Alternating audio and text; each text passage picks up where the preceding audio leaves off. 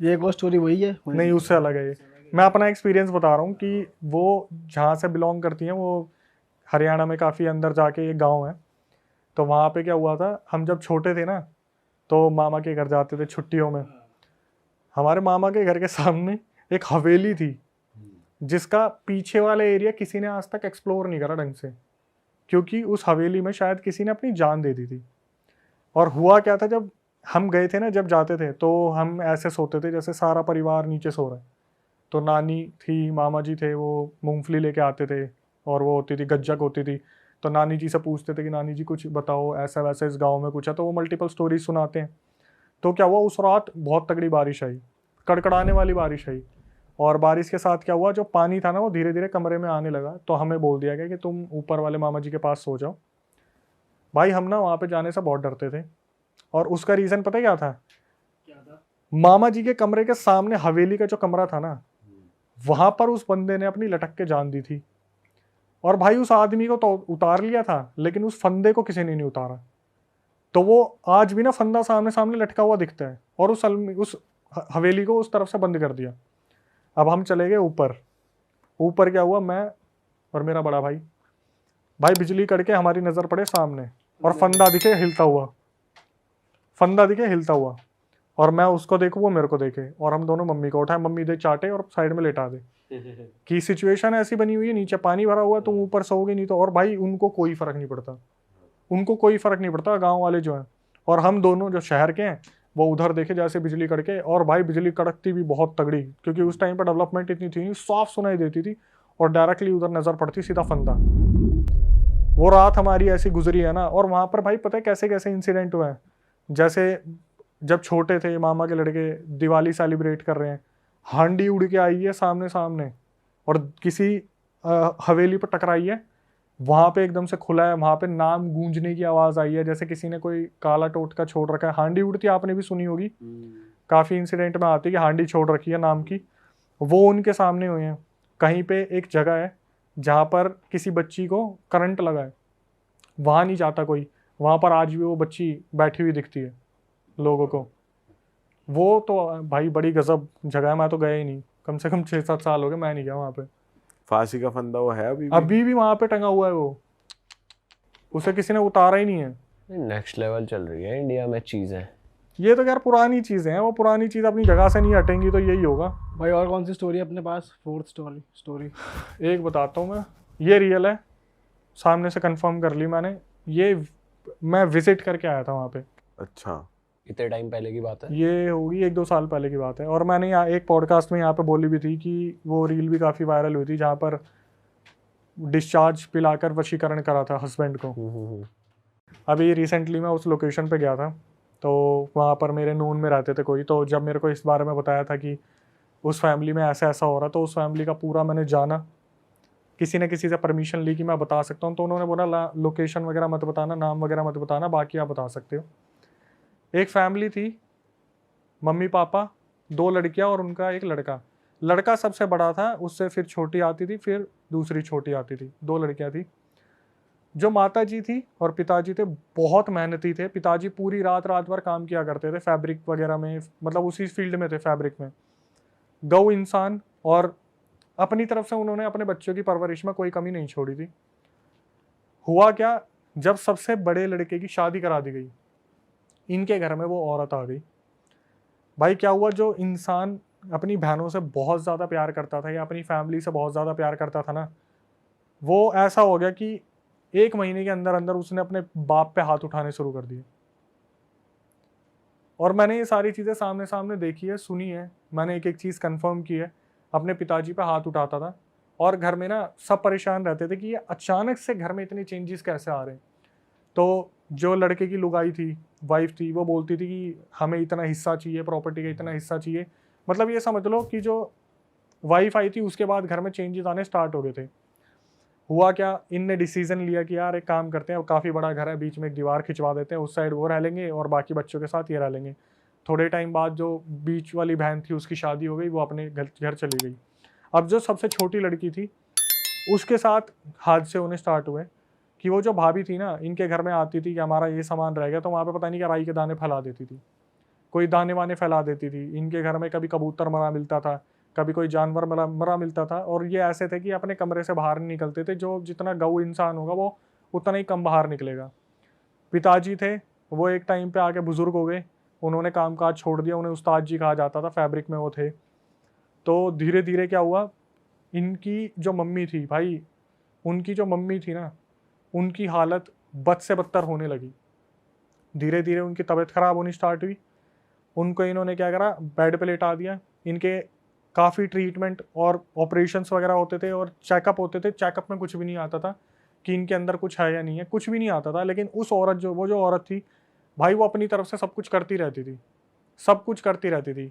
पता नहीं कभी घर में कुछ मिल रहा है, कभी हल्दी पड़ी मिल रही है, कभी जो होते सिंदूर पड़ा मिल रहा है, राई के दाने, ये लौंग वगैरह बहुत कॉमन है। क्यों आने की ज़रूरत नहीं थी, बस साइड से फेंक दो, क्योंकि छत भी सेम है ना इनकी, बस दीवार खिंचवार के घर में फेंक दो, वो वाला सीन था। ये क्या करते थे, झाड़ू से बाहर निकाल दिया। और कौन निकालता था, मम्मी जी निकालती थी। तो क्या हुआ, ये बेड पे आ गई। और बेड भी उस टाइम पे ना भाई वैसे नहीं होते थे जो फट्टे वाले होते हैं ना, उस टाइम वो चारपाई टाइप ज़्यादा होती थी। वो चारपाई जो रस्सी से बनती है ना, तो वो थी। तो क्या हुआ, इनकी मम्मी क्या करती थी, थोड़ा बहुत काम करा, थक गई, अपने चारपाई पे लेट गई। ठीक है, तो इन्होंने काफ़ी टाइम से ऑब्जर्व करा कि यार जो आंटी जी है ना, वो चारपाई छोड़ नहीं रही, मतलब सफाई करनी भी बंद कर दी। सबसे छोटी लड़की है वो कर रही है, सफाई वफाई बंद कर दी, बिल्कुल ऐसी चारपाई पे लेटी रहती थी। उन्हें हफ्ते से ऊपर हो गया, वो बस चारपाई पे लेटी लेटी खा लेती थी। बहुत ज़्यादा एजिड हो रही थी, धीरे धीरे खा रही थी, हल्का बहुत, मतलब ऐसा हो गया था कि हालात बहुत बद से बदतर हो गए थे। और इन्होंने दूसरी चीज़ों पे छोड़ ही दिया था कि दूसरी ऐसी कोई चीज़ है। इससे पहले एक इंसिडेंट और हुआ था जो उस घर में हुआ था, मैं बताना भूल गया। जो बीच वाली बहन थी ना, उसने एक बार क्या करा, उनके घर में जब कोई टोटका पड़ा था, मैंने उस लड़की को लाइव देखा भी जो मैं बता रहा हूँ। उसने क्या करा, अपने हाथ से वो टोटका उठाया और उसने गुस्से में अपने घर से बाहर फेंका। और उसने क्या करा, ऐसा पसीना हटाने के लिए यूँ करते ना, यूँ, उस लड़की के ना यहाँ पे अजीब सी एक एलर्जी हो गई, यहाँ पे इतने हिस्से पे। उसकी दवाइयाँ दे दे के उस एलर्जी को रोका गया। जो एलर्जी आज तक नहीं रुकी हुई है, उसका इतना बड़ा ना ऐसा घाव सा निशान है यहाँ पे। आपने देखा? मैंने देखा सामने। उस लड़की, वो जब मेरे सामने आई थी, मैंने पूछा था कि यही है, तो इन्होंने बताया हाँ, इसने उस टोटके को ऐसे करके ऐसे फेंका था और बस यूं करा था पसीना साफ करने के लिए, यहाँ पर उसके घाव आ गए। उन्हें पता चल रहा है पड़ोसी ये सब कर रहे हैं पर कुछ नहीं कर पा भाई रहे। पड़ोसी नहीं है, बच्चा और उसकी वाइफ रह रहे हैं साइड में, बट वो फिर उनके खिलाफ कुछ एक्शन नहीं ले रहे, कुछ नहीं इसलिए कह नहीं रहे। ले रहे क्योंकि इन्हें इन चीज़ों की नॉलेज ही नहीं है। इन्हें बस ये इन्हें पता लग रहा है गलती से गिर गया या ऐसा यार कुछ। मैं बताऊं, जैसे कोई शरीफ इंसान होगा ना, उसके साथ ये हो भी रहा होगा, तो मैं बहुत सारे रियल इंसिडेंट आते हैं, उसमें पता है क्या बोलते हैं, भगवान के भरोसे छोड़ दो, भगवान अपने आप देख लेगा। ठीक है, तो वहाँ पे मान्यता भी है बहुत सारे मंदिरों की, और बहुत बड़े बड़े हनुमान मंदिर है वहाँ, बस लोकेशन नहीं बता सकता मैं। तो उस लड़की ने ऐसे करा, उसका पूरा मुंह यहाँ से इतना हिस्सा उसका खराब हो गया। ठीक है, फिर उसने मना कर दिया कि तुम टोटके को हाथ मत लगाओ, तो मम्मी जी ही सब कुछ करती थी। जब 1-1.5 हफ्ता मम्मी जी नहीं उठी ना वहाँ पर से, इन्होंने कहा कि दोबारा डॉक्टर के लेके जाना है चेकअप के लिए, क्योंकि खाना भी नहीं खा रही अब भाई। इन्होंने जब ऐसे चारपाई से आंटी जी को उठाया ना, तो ना वहाँ पर उनकी सूट, उनकी बैक पूरी खाल चिपक गई थी, उनकी कमर पूरी गल गई थी। काले जादू से इतना बुरा हाल करा था ना उनके घर में, उनकी कमर पूरी गल गई। चारपाई जैसे होते नहीं, यूं स्क्वायर बने थे, वैसे पूरी खाल चिपकी हुई थी उस पर। ये इतना ज़्यादा बौखला गए, क्योंकि लड़की की भी शादी होगी, लड़का तो बगल में ही रह रहा है, वो तो लड़का कुछ कर ही नहीं रहा, वो तो बस मारपीट करता है। और औरत इतनी गंदी है कि अगर कोई बीच में आता है ना बचाव के लिए, तो ये अपने कपड़े फाड़ देती है। वो मारपीट या घर वालों को ही मार रहा है? घर वालों को, कि मेरा बाप है, प्रॉपर्टी नहीं दे रहा, मेरे को पैसे नहीं दे रहा, ये नहीं है वो नहीं है। और बाप बेचारा भाई, अपनी लड़कियों की शादी भी तो करनी है उसे, तेरी तो करा दी, तू तो किसी काम का है नहीं, पेपर से बेदखल कर दिया, फिर भी नहीं मान रहा। प्रॉपर्टी चाहिए, कुछ ज़मीन जायदाद होगी कहीं खेतों की, वो चाहिए। थप्पड़ वप्पड़ बीवी बीच में घर में घुस जाती है कि हमारे घर में ये चीज़ नहीं है, पैसे दो हमें। कभी किसी ने एक्शन लेने की कोशिश की, कपड़े फाड़ लिए, पुलिस बुला ली कि मेरा ऐसे ऐसे अटैम्प्ट करा, ये है वो है। भाई पिताजी बहुत परेशान हुए। माता जी एक टाइम पे आके उन्होंने बोलना बंद कर दिया, वो सुन पड़ गई, बस ऐसे लेटी थी तो ऐसे लेटी रहती थी। एक रात क्या हुआ, घर में चिल्लाने की आवाज़ आई, पता नहीं किसकी, किसी एंटिटी की, बहुत तगड़ी। और माता जी बस अपनी जगह पे लेटी लेटी, जैसे होता है ना एकदम से घबरा रही है, स्लीप पैरालिसिस में वाइब्रेट हो रही है, ऐसे होता रहा। उनके मुंह से झाग निकलने लगे। उनको इमरजेंसी में हॉस्पिटल ले जाया गया। हॉस्पिटल वालों ने हालत देखी कि यार कुछ भी समझ नहीं आ रहा कि इनके साथ हो क्या रहा है। और भाई लिटरली मैं काफ़ी ना इमोशनल हो जाता हूँ जब ऐसी चीज़ बताता हूँ, क्योंकि मेरे सामने वो पूरी फैमिली बैठी हुई थी, उनके मुंह से झाग निकले। और आखिरी में जो मैं बताऊंगा ना भाई, आपको इतना हेट होगा ना, वो औरत के मुंह से झाग वाग निकले, उन्हें हॉस्पिटल लेके गए, वो औरत ना तड़प रही थी लिटरली। क्यों? मेरे को खाना दे दो, मेरे को पानी दे दो, मेरे को प्यास लग रही है। डॉक्टर ने बोला भाई मत देना, इनकी अंतड़ियाँ किस टाइम भी फट सकती है, मत देना। अब जो बच्ची थी वो अपनी माँ के बहुत ज़्यादा क्लोज थी, उसने बोला कि माँ को तड़पते कैसे देख सकती हूँ। उसने 1 गिलास पानी ऑफर करा, उसकी मम्मी ने पानी पिया और वहीं पे उसकी अंतड़ियाँ फट गई। अंतड़ियाँ फट गई, वहीं ऑन द स्पॉट क्लियर हो गया कि आपको मना करा था। तो बच्ची बोली कि मैं अपनी माँ को मतलब तड़पते देख लूँ, पानी ना पीने दूँ। उसके बाद माता जी चल बसी, जो पिताजी हैं, लड़की है, वो कहीं ना कहीं अपना पीछा उनसे छुड़वा के कहीं और चले गए। वो जो औरत है ना, आज भी मैं देखता हूँ उस औरत को, माँ कसम इतनी ऐसी औरत है ना। पता क्या बोली कि मैं इस खानदान को ख़त्म करवा दूंगी, तो प्रॉपर्टी सारी इसके नाम आ जाएगी ना मेरे पति के, मैं सबको मरवा दूंगी। भाई आए दिन नंगी होके खड़ी हो जाती कहीं भी। हरियाणा पुलिस ने पता क्या बोला था जब कंप्लेंट करी थी, सारे जितने भी वहाँ वो थे पड़ोसी, वो बोले भाई साहब हमारे सामने आपके कपड़े फाड़ रही है, आप फिर भी कुछ नहीं कर रहे। हरियाणा पुलिस को बोले, हरियाणा पुलिस पता क्या बोली कि मैडम एक बात बताओ, हमारे ऊपर ही कपड़े फाड़ के आरोप लगा दिया, हम क्या कर लेंगे। वो जो आदमी है ना, अभी भी है वो, जो इतना पिटा है पुलिस वालों से, इतना पिटा है सिर्फ झूठे केस में, और पुलिस वालों को पता है कि ये झूठे केस है, लेकिन फिर भी एक्शन ले रहे हैं, क्योंकि एक्शन लेना पड़ेगा, क्योंकि औरत ने कंप्लेंट डाली है कपड़े फाड़ के कि मेरे ऊपर कुछ हुआ है। पुलिस वालों की उस औरत से ना लिटरली फटती है, और वो इतने बड़े तांत्रिक से कनेक्टेड है, पता नहीं किससे कनेक्टेड है भाई। वो ना पहली बार मैंने ऐसा सुना था, वो फोटो से भी ब्लैक मैजिक करवा सकती है, फोटो से भी, इसलिए उसके बीच में कोई कुछ नहीं बोलते। बस अब इतना रह गया कि वो जो आदमी और उसकी बेटी है वो भागे भागे घूम रहे हैं इधर से उधर। प्रॉपर्टी भी नाम करवा दी, जब लड़का बेदखल करवा जो रखा था, लड़के का बाप है वो भगा भगा दौड़ रहा है अपने बच्चे से। बताओ क्या औलाद है। अब वो चाह क्या रहा है जब प्रॉपर्टी उसके नाम करवा दी भाई और पैसा चाहिए। अबे वो अपनी बच्चियों को नहीं देगा क्या? हिस्से तो उनके भी बनते हैं, तुम सब कुछ ले लोगे और तुमने करा कुछ भी नहीं। सेवा के नाम पे तुमने लात मारी, केस लगा दिए। अभी तक वो लोग ना ऐसे डर में जीते हैं। जब मैं बोलता हूँ ना कि कोई हेल्प चाहिए, कुछ नहीं चाहिए, नहीं नहीं बेटा तू बीच में मत आ।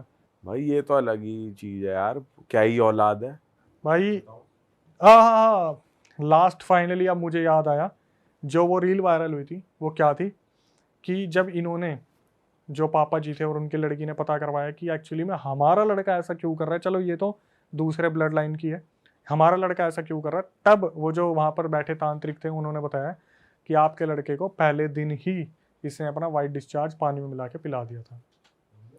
जो याद है फर्स्ट सेकंड पॉडकास्ट में मैंने बताया था, मैंने ऐसा काला जादू देखा जहाँ पे वाइट डिस्चार्ज पिला के अपने कंट्रोल में कर रखा है। उस लड़के को कुछ नहीं पता, उस लड़के को बस इतना पता है मेरी बीवी जो बोलेगी मुझे वो करना। उसने बोला ना अपने पापा को मार, वो उसके लिए पापा नहीं है। जैसे अभी हम शैतान वशीकरण की बात कर रहे थे ना, कि जो वो बोलता था मैडी माधवन, वही वो लड़की करती थी। टाइम लगा उस लड़के को, मैंने बोला ना 1 महीने बाद सब कुछ हुआ था। 1 महीने बाद वो औरत जो बोलती थी उसका पति वही करता था। और आज भी भाई मैं बता रहा हूँ, मैं गया था जब इनकी प्रॉपर्टी डिस्प्यूट हो रहा था, तहसील जो होती है जगह पे, मैं कह रहा हूँ वो औरत पता कैसी है, डमरू सी है वो। और आते ही पता क्या करेगी भाई, पूरी मर्द जात की ना फटती है उससे वहां पे, कि अगर वो चिल्लाना शुरू करेगी, वहां के जो वो होंगे ना सरपंच वगैरह भी, वो भी वही बोल देंगे भाई इससे दूर रहो ज्यादा अच्छा है। ये एक ऐसी औरत है ना जो घर परिवार बर्बाद कर दे। उसने एक लड़की को ना, मैं बता रहा हूँ, एक लड़की पता नहीं कुछ कर दिया था, उसकी भी कुछ बच्ची थी उस औरत की, उस बच्ची से कोई छेड़छाड़ कर दी थी। भाई आप बिलीव नहीं करोगे उस लड़की के ऊपर क्या काला जादू करा उसने। ऐसा काला जादू करा, वो जो लड़की थी ना, उसने काली मुर्गी को पकड़ा, उसके ऊपर पैर रखा और बोलने लगी मैं इसको खाऊंगी। वो लड़की बोलने लगी मैं इसको खाऊंगी। और वो पता किस मोहल्ले में थी? जहां पर मुर्गियों को पूजा जाता है, उनको अपने पास पाला जाता है। वो पूरा मोहल्ला उस लड़की को मारने के लिए आ गया था। बाद में पता चला इस लड़की के ऊपर कुछ कर रखा है जिसकी वजह से ये हरकत कर रही है। नेक्स्ट लेवल चीजें हो रही है यार, क्या हो रहा है ये इंडिया में। मैं बोलता रहा हूँ कि मैं बस बता नहीं सकता, कुछ आइडेंटिटी नहीं खोल सकता कि लोग वहां पहुंच जाएंगे, लेकिन आज भी वो परिवार परेशान है। धमकियों भरे फोन आ जाते हैं, कहीं से भी नंबर निकाल लेंगे, धमकी भरी चीजें होती रहती है सब। और ये भी भाई असली में ही होता है जो इशारों पे चल रहा है आदमी। ये तो आपने बहुत बार सुना होगा, कितने मॉम डैड बोलते नहीं है ये हमारा लड़का तो अब हमारे हाथ में रहा ही नहीं है, तो पता नहीं किसके बोलने पे चल रहा है। वही वाला सीन है। जब सोचो यार बगल वाले घर में है और अपना ही बच्चा कैसे अलाउ करेगा तुम मेरी बहनों के ऊपर तंत्र कर दो, जिसने अपनी बहन और अपने माँ बाप के साथ इतना अच्छा टाइम बिताया, उसकी मम्मी उसके सामने चली गई यार, वो बंदा हॉस्पिटल में देखने भी नहीं आया, कमर गल गई पूरी की पूरी। जब ये हुआ था कमर गलने वाला, तो ये लोग गए थे कि ऐसे ऐसे हमारे घर में ये सब कुछ हो रहा है। तो जो पंडित थे उन्होंने बोला सुंदरकांड का पाठ चलाओ, सब ठीक हो जाएगा। इन्होंने सुंदरकांड का पाठ चलाया, कुछ टाइम तक सब चीज़ें ठीक रही, आंटी जी थोड़ा उठती थी, बात भी करती थी, इन्हें लगा सब कुछ ठीक हो गया, इन्होंने सुंदरकांड का पाठ बंद कर दिया। ये जो हर बंदे से गलती होती है वो इन्होंने कर दी वो गलती, जिसकी वजह से ये चीज़ें कंटिन्यू हो रही और आखिरी में अभी तक भी ये चीज़ें ख़त्म नहीं हुई है। और वो लड़का अब भी ऐसा ही है, पोपलू सा, अपनी उसी की लुगाई की मानता है, उसके आगे और कुछ नहीं दिखता उसे। वो तो कुछ कर ही नहीं सकता, वो तो अगर वो वशीकरण हो रखा है फिर तो वो उससे कंट्रोल में जैसे पिताजी बोलते हैं ना कि मैं लुगाई से बात नहीं करूंगा, मतलब तू तो उसकी बीवी है, तेरे से मेरा क्या मतलब है, मेरा तो अपने लड़के से मतलब है ना। लड़का पता है क्या बोलता है, यही सारे फैसले लेती है, आज आगे तू बात कर ले, मैं आराम से बैठ जाता हूँ। लड़का बैठ जाता है आराम से, लुगाई बोलती रहती है। ये तो पूरा घर का सिस्टम हिल गया, बर्बाद हो गया पूरा, सिर्फ एक शादी की वजह से। मैं सिर्फ यही बोलता हूँ उन अंकल को, अंकल आप कहाँ से ढूंढ के लाए थे? बोले भाई कोई बिचौलिया था, करवा दिया इससे सी। भाई पहले पता भी तो नहीं लगा पाता ना इंसान। भाई ऐसे कितनी बार मेरे पास पता है ऐसे रियल इंसिडेंट आते हैं जो मैं अपने चैनल पे बता सकता हूँ, इसलिए मैं यहाँ पे बताऊंगा नहीं, कि वहां पर बंदे पता है क्या बोलते हैं कि अक्षय भाई जैसे लव मैरिज बहुत होती है, ठीक है। अभी एक इंसिडेंट आया था, उसका मैं थोड़ा सा क्रिस्प बता देता हूँ ऊपर का। उसमें क्या हुआ था, एक लड़का 2012 में एक लड़की से मिला कॉलेज में, उसे प्यार हो गया उससे, और 2014 में वो बंदा कनाडा चला गया। 2016-17 में वो लड़की उसे कांटेक्ट करती है कि हम ऐसे ऐसे कॉलेज में मिले थे। ये लड़का उससे बहुत प्यार करता था, कनाडा में जब था तो भी, ये इंडिया मतलब चंडीगढ़ का लड़का, बहुत प्यार करता था उससे। तो इसने क्या करा, इसके जो चंडीगढ़ वाले के पेरेंट्स हैं ना लड़के के, वो हमेशा बोलते थे बेटा ठीक है तू लव मैरिज करने जा रहा है, बट कम से कम सामने वाली की जो लड़की है उसकी फैमिली को तो एक बार परख लेते हैं हम, चेक कर लेते हैं।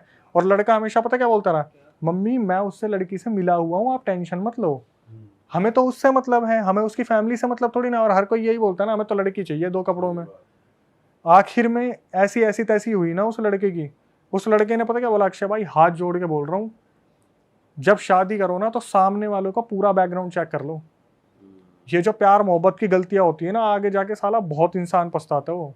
भाई परखना तो चाहिए सामने वाली फैमिली को पूरा ही, और मतलब सिर्फ लड़के वाले नहीं, लड़की वाले भी परखने चाहिए कि भाई अगला। किसी का भी एग्जाम्पल ले लो, आप XYZ यहाँ सारे हम भाई बैठे हैं, आप किसी लड़की को पसंद करते हो, आपने उसको कमिटमेंट दे रखा है, उसने आपको कमिटमेंट दे रखा है, आपको तो मतलब उससे होगा ना। आप ये थोड़ी ना बोलो, बार बार बोलोगे तेरी फैमिली में कौन क्या क्या करता है, कितने टाइम से क्या क्या कर रहा है, आप एक बार पूछ लोगे, 2 बार पूछ लोगे। और आप अगर उसकी फैमिली में जाओगे, वो तो ये बोलेगा आपने तो हमारी लड़की देख ही रखी है, आपने तो हमारी लड़की तो आपकी लड़की होगी बस अब तो आप उनसे पूछोगे भाई साहब आप क्या करते हो, ये बुजुर्ग आदमी क्या करते थे पहले के टाइम पे।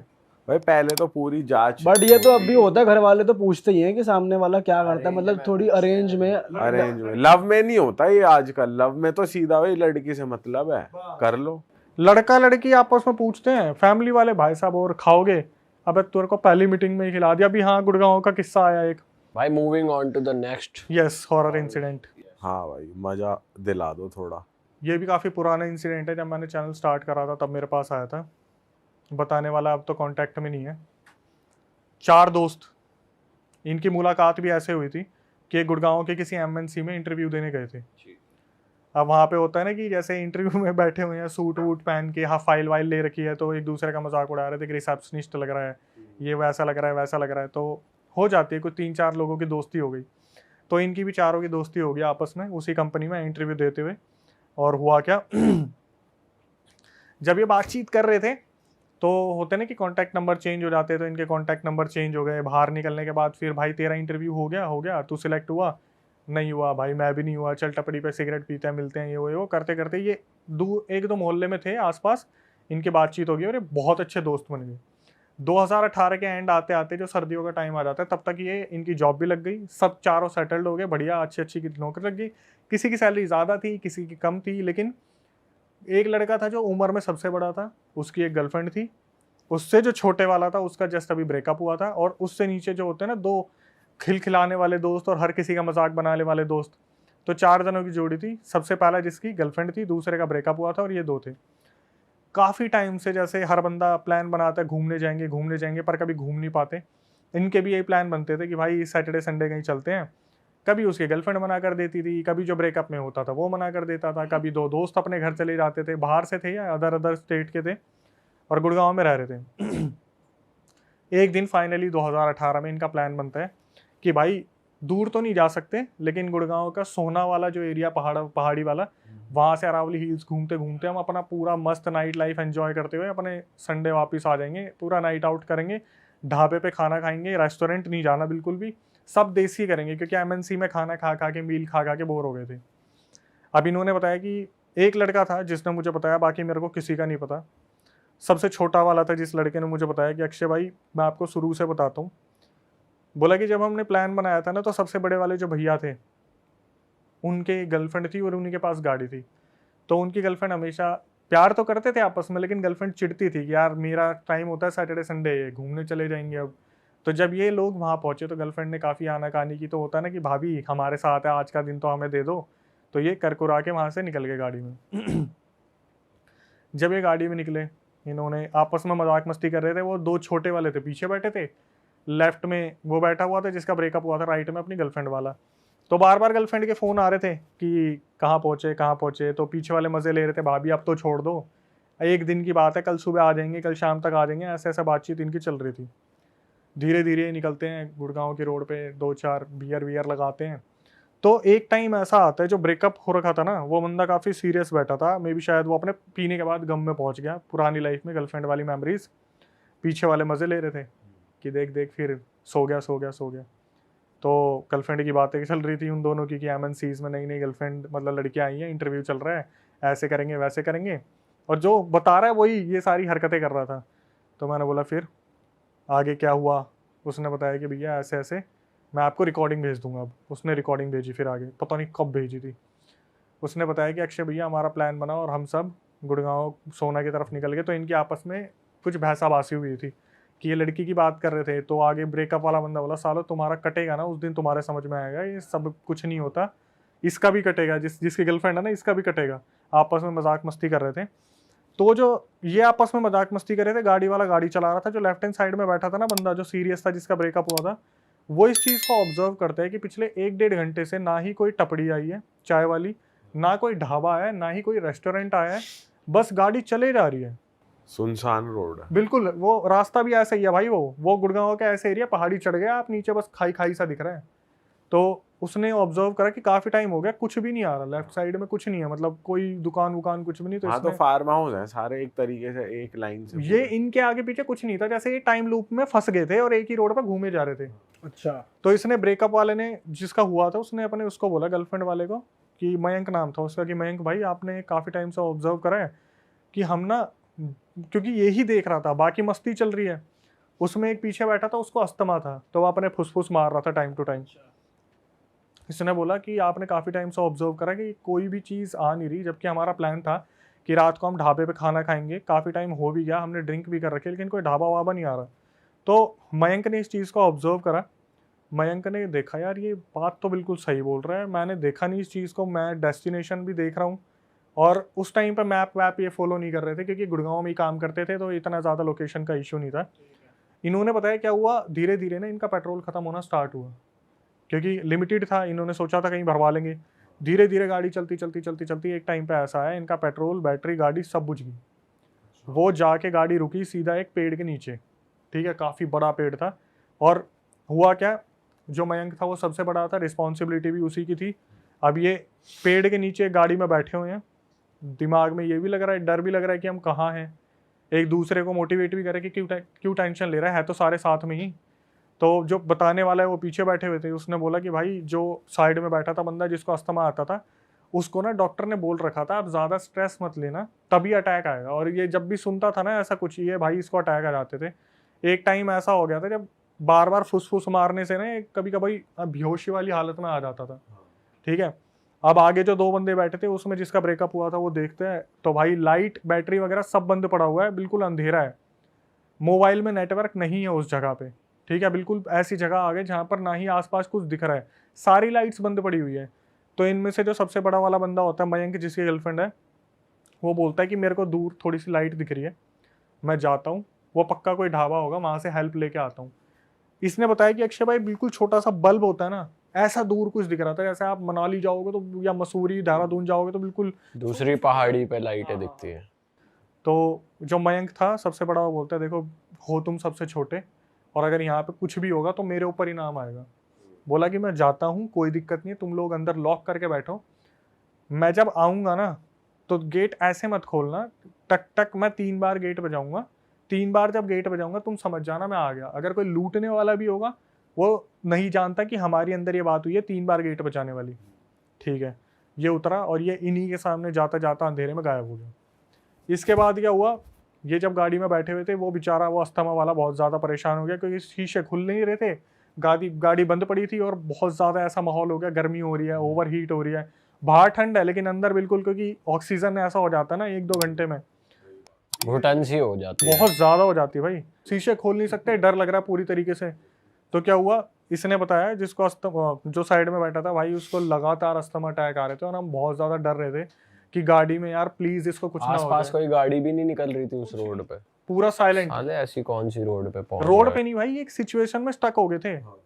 और ये केसेस मेरे पास बहुत आते हैं जहाँ पर बताते बंदी कि हम बाइक से जा रहे थे और एक ही गाँव में फंस गए हम।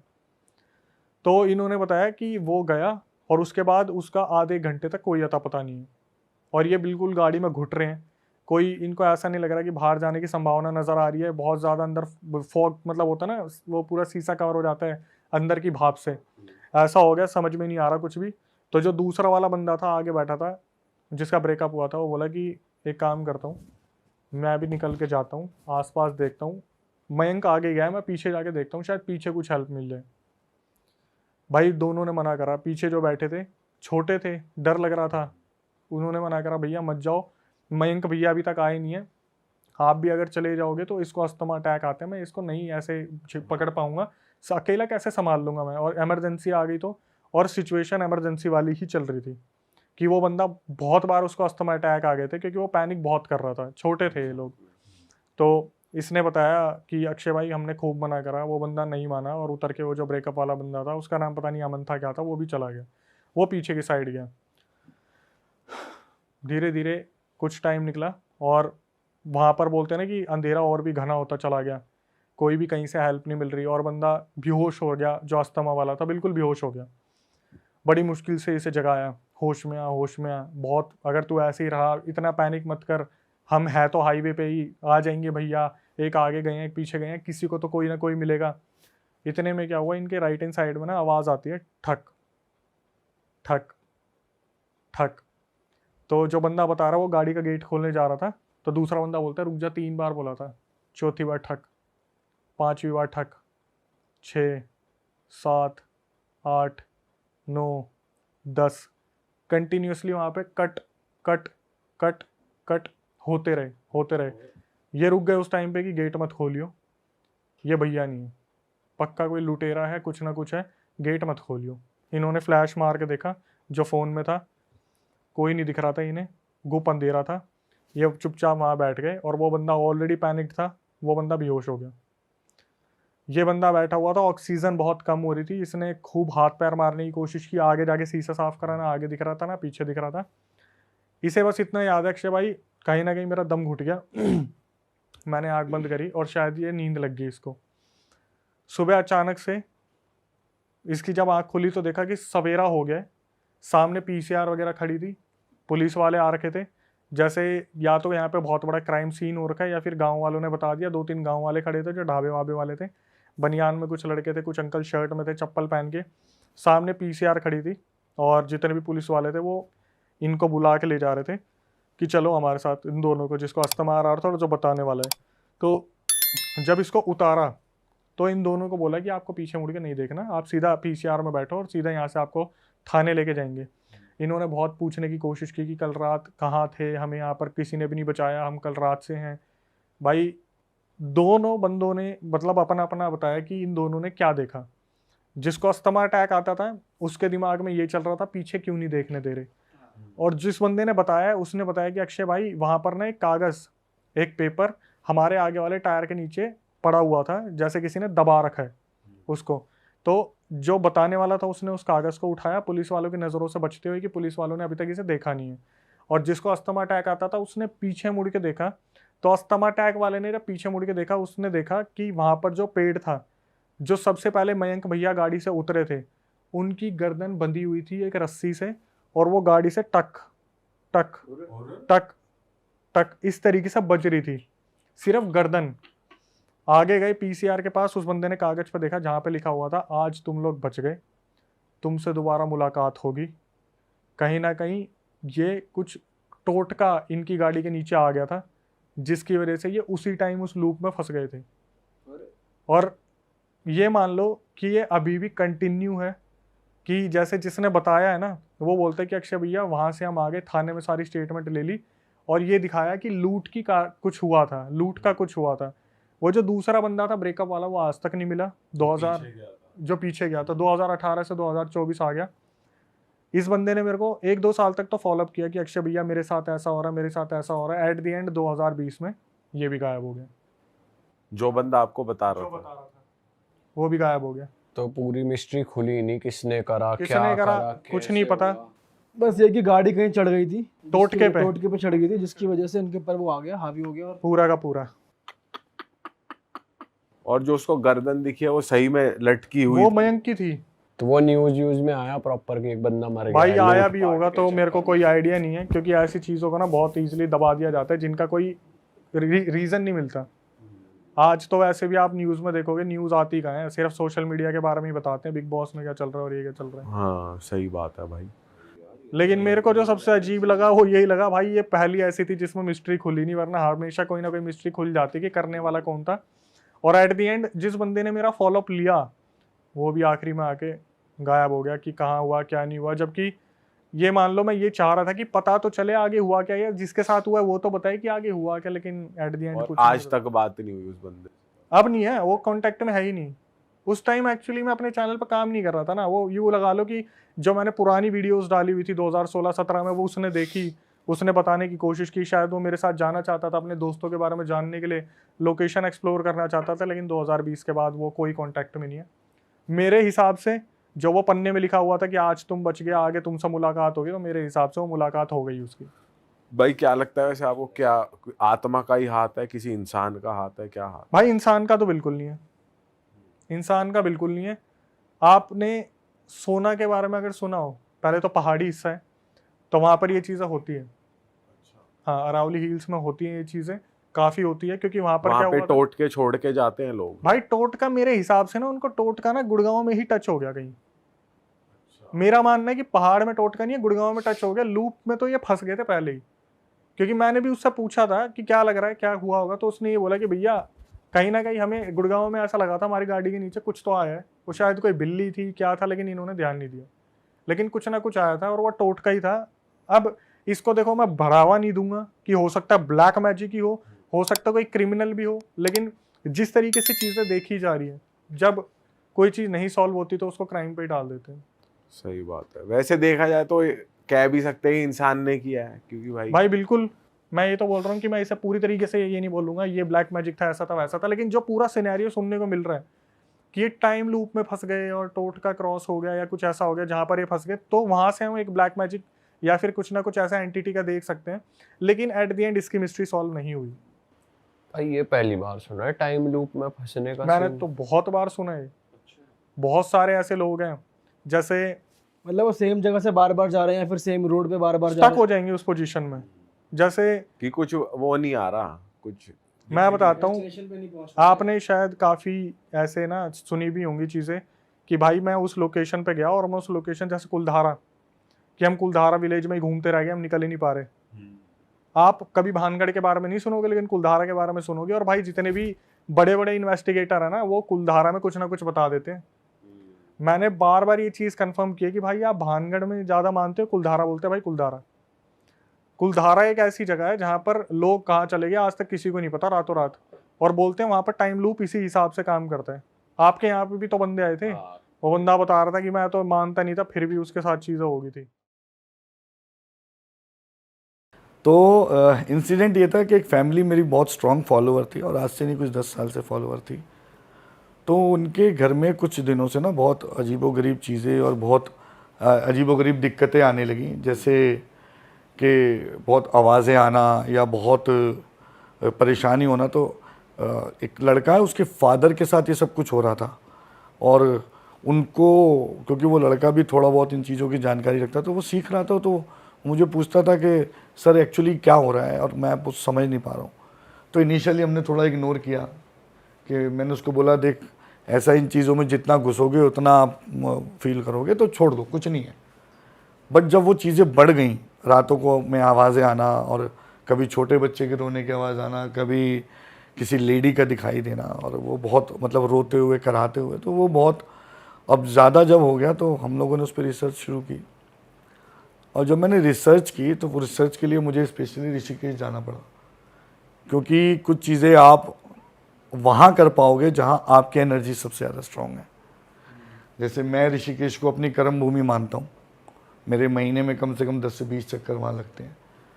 तो वहाँ पर बैठकर घाट पर जब हम साधना करते हैं तो हम अपनी एनर्जीज़ को, अपनी उन शक्तियों को जिनके प्रयोग से हम इन सब चीज़ों के बारे में जानते हैं, उनको जागृत करते हैं। और उस जागृत करने के बाद हमें पता लगता है कि क्या हो रहा है। तो जब मैंने जागृत किया तो डीकोड ये था कि कोई आत्मा है जो कि लिटरली रिवेंज के दृष्टिकोण से इनकी फैमिली के पास आई है। अच्छा। अब इससे पहले उस आत्मा के किसी सोल्यूशन पे हम पहुंचते, हमारे लिए जानना बहुत ज़रूरी था कि वो रिवेंज क्या है, वो आत्मा क्या है, वो रिवेंज क्या है। तो बहुत मतलब कॉन्टिन्यूसली, मतलब 2-3 बार मुझे ऋषिकेश जाना पड़ा, and I was trying to practice out. और जब हमने साधना की और जानने की कोशिश की तो ये पता लगा कि कोई लेडी है जिसके साथ कुछ नाइंसाफ़ी हुई, और उस नाइंसाफ़ी का रिज़ल्ट ये आया कि उसने सुसाइड किया। और सुसाइड करते टाइम उसका एक बच्चा भी था, वो मतलब बच्चे के साथ सुसाइड हो गया। और जो करने वाला था या जिसकी वजह से उसने सुसाइड किया, वो उस लड़के के ग्रैंडफादर थे, जो अभी इस दुनिया में थे ही नहीं। अब इस बात को, ग्रैंडफादर को एक्सपायर हुए कम से कम नहीं तो 10-15 साल से ज़्यादा हो चुके थे। तो उसका सवाल मेरे से ये था कि अगर उसे ग्रैंडफादर से रिवेंज लेना था तो वो तब क्यों नहीं आई, जब वो एक्सपायर हुई तभी उसको आना था। तो बेसिकली उसने उस समय ना तो उसमें इतनी ताकत थी, ना ही वो इतनी स्ट्रांग थी कि वो अपना बदला ले सके उस स्पिरिट पे। उसने उसके लिए लिटरली तपस्या की, और तपस्या करते हुए उसने अपने आप को इतना स्ट्रांग बनाया कि उसने ये विज़न बनाया कि मैं इस फैमिली को ख़त्म कर दूंगी। ये सब स्पिरिट रहते हुए उसने करा, स्पिरिट रहते हुए। This is what I was telling कि आपको ऑफलाइन भी जब मैं आपको बता रहा था कि एक स्पिरिट इस हद तक जा सकती है कि उसको देखो, कोई भी स्पिरिट हो, दो दुनिया एक ही दुनिया में एग्जिस्ट करती हैं। ये आप लोग मानोगे, जब हम ब्लैक मैजिक या नेगेटिव एनर्जीज की बात करते हैं तो नेगेटिव एनर्जीज भी इमोशंस से ही डायरेक्ट हो रही है ना। बट सर हमने ये भी सुना है कि जो स्पिरिट्स होती हैं बॉडी से, जब वो बेसिकली जब इंसान मर जाता है तो मरने के बाद रिलेशंस, कनेक्शन, अटैचमेंट्स हट जाती हैं, तो ये मोह माया और ये सब तो फिर उसके लिए कुछ मायने रखती नहीं है। तो कि रिवेंज की भावना कैसे आई? अब आपको मैं एक छोटा सा एग्जांपल देता हूँ जिसको आपका स्टेटमेंट खुद से आप बताओगे कि हाँ, ऐसा भी आपने सुना होगा कि घर का कोई सदस्य जो एक्सपायर हो गया वो अपने घर के आसपास घूमता है। तो अगर इमोशन नहीं है तो घर के आसपास क्यों घूम रहा है? वो जाए वहाँ से। घर के आसपास तो उसके अपने ही है ना। अपनों का दिखना, अपने मरों का दिखना, किसी माँ का अपने बच्चों के आसपास रहना, या किसी फादर का मरने के बाद अपने बच्चों के आसपास रहना, अगर वो इमोशन नहीं है तो वो वहाँ क्यों है? बट सर ऐसा नहीं, ये सिर्फ 13 दिन तक होता है। और अगर अटैचमेंट की बात रहे, जैसे हमको दिख रहा है तो बेसिकली ये हमारा अटैचमेंट है उनके लिए। जी जी। तो वो तो हमको स्पिरिट्स दिख रही हैं, बट उनका यहाँ पे आना 13 दिन के बाद भी, तो ये लॉजिकल। देखो 13 दिन क्या है, अब हमें ये मालूम है कि 13 दिन के बाद वो आत्मा दूसरा जन्म लेगी या जो भी कुछ है। लेकिन ये 7 लेयर हैं, 7 लेयर्स, हम तीसरी लेयर पे रहते हैं, 2 लेयर हमसे नीचे हैं। 4 लेयर का जीवन मृत्यु के बाद है। तो आफ्टर लाइफ जिसकी हम बहुत बातें करते हैं वो मृत्यु के बाद है। हर व्यक्ति को मरने के बाद मुक्ति नहीं मिल जाती इमीडिएटली, अपने अपने कर्मों के हिसाब से उसे और ज़िंदगी काटनी है, जिसे हम आफ्टर लाइफ कहते हैं। जैसे कहते हैं सुसाइडल डेथ्स, एक्सीडेंटल डेथ्स, इनको जल्दी मुक्ति नहीं मिलती, क्योंकि इस जीवन का कर्म जो अधूरा रह गया है वो उन्हें जल्दी मुक्ति लेने नहीं देता। या तो आप उनके लिए उपाय करो, जैसे हम पिंड दान करते हैं, या उनकी मोक्ष प्राप्ति के लिए अलग अलग नारायण बलि आप लोगों ने सुनी होगी, वो सब की जाती है पिंड दान के अंदर। लेकिन मुक्ति तब मिलेगी जब मुक्ति दिलाई जाएगी, तब तक वो यहीं घूमेंगे। तो 13 दिन क्या, 130 दिन भी घूमेंगे, कई साल घूमेंगे। तो इसी तरह उस स्पिरिट ने भी बहुत टाइम तक अपने आप को स्ट्रांग बनाने की कोशिश की। और अब जब उसने इन पर हमला किया तो पहले तो उस फैमिली मेम्बर्स ने ये एक्सेप्ट ही नहीं किया कि ऐसा कुछ था। वो कहते भाई he was such A gentleman, और कोई ऐसी बात कभी थी ही नहीं। तो मैंने उनको बोला कि अगर आप थोड़ा सा भी सच बताओगे, हो सकता है, मैं ये नहीं कह रहा जो मैं जज कर रहा हूँ वो सबसे सही है, लेकिन अगर आप थोड़ा सा सच बताओगे तो मुझे आसानी होगी आपकी मदद करने में।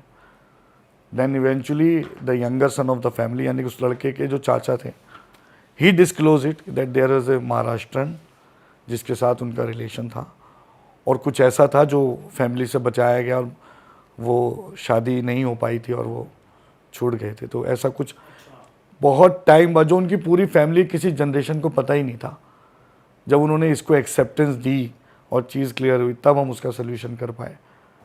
बट सर आप जैसे हरिद्वार जाके जो क्रियाएं करते हो, वो मतलब अगर आप पूरा भी डिस्क्लोज नहीं कर सकते तो क्या करते हो एग्जैक्टली कि आपको हिस्ट्री और वो सब पता चलता है? क्या विजन्स आते हैं आपको, या क्या आप यज्ञ करते हो, क्या करते हो? देखो, हमारे शास्त्रों में ऐसे अलग अलग विद्याएं हैं। जैसे शाबर विद्या का एक बहुत बड़ा विधान है, और वैसे तो मैं अगर आपके पास शाबर विद्या के बारे में बताने लगूँ तो कई घंटे ख़त्म हो जाएंगे कि कहाँ से आई, क्यों आई, भगवान शिव से इसकी उत्पत्ति हुई है।